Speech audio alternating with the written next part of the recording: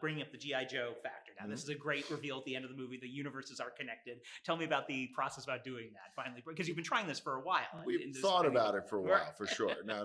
It was an obvious thing to do. What we didn't want to do was burn through all the mythologies too quickly, if we could, So we've been trying to introduce new elements. In this case, we introduced the Maximals, and then eventually, at the very end, we introduced the idea that the Joes can enter.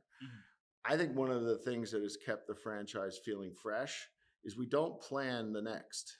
So we don't know what that means exactly. We know that there'll be a Joe character. Will there be 3? Will there be 5? Will you go to the pit? All that stuff is to be explored. And also, frankly, we make these movies to please people. This is meant to be an audience pleaser. And, if we had shown it at the end and people had gone, then you don't know what you would have done. It certainly wouldn't have been a big aspect where you were headed. Now, the excitement that has been shown when we do it definitely indicates that it's the right idea. And so I know some franchises plan ahead. We don't plan ahead on purpose because we want to see how the audience is going to feel about things. You can't imagine a sequel now without Mirage. If you tried to plan that, you never would have done it. The process was everyone was on board. It took us a while. Thank you, Hasbro, and everyone who finally said yes to it. But we shot multiple endings, and Michael Kelly did not know that it was a G.I. Joe thing. So we actually went out to Michael Kelly and casted him. He thought it was just Sector 7. Right. And so when he was on set and got the sides and saw the alt sides and was like, wait, what? And I still got the chance to see his face react. And he's like, are you serious? He's like, I got to call my agent. Like, he was super excited about the fact that he was about to be in the Joe's film. But yeah, we got it at the very last minute, like a couple of weeks ago. Yeah, like a month ago. Right. Oh my God, that's scary. Now to think about it.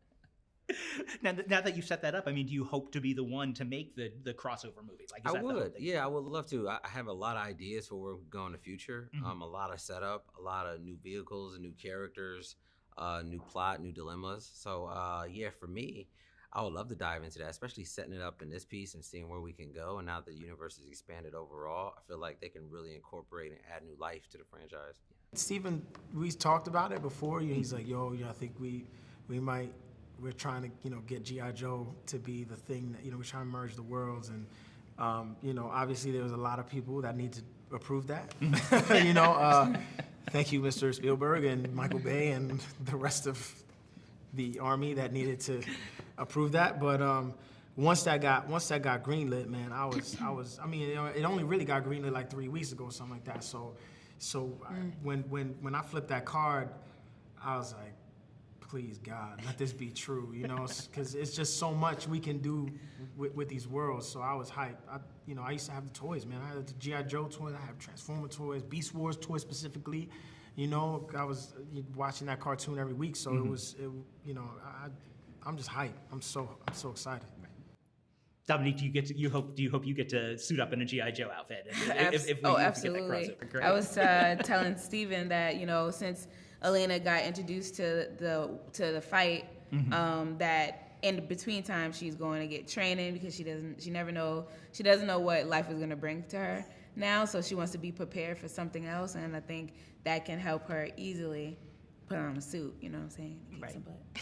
What you're seeing in the movie is something that's never been done with the Maximals and the Autobots. And then once you get to the end of the movie, it's like, hey, don't worry. This was just a pit stop. Something even more crazy is possible and it's about to happen. Right. It's like, and it's something that you've never seen yet again. So we're not gonna stay here, even though this is brand new. We could live this out for a little bit. We're gonna keep on going, and we're gonna introduce you to something extremely new in the next one as well. So I thought that was just crazy, and then how they did it was beautiful. Yeah, Steven's a beast at, but wait, there's more. Right, exactly. Each layer upon Exactly. layer. How much can we stuff in one film? Exactly. Yeah.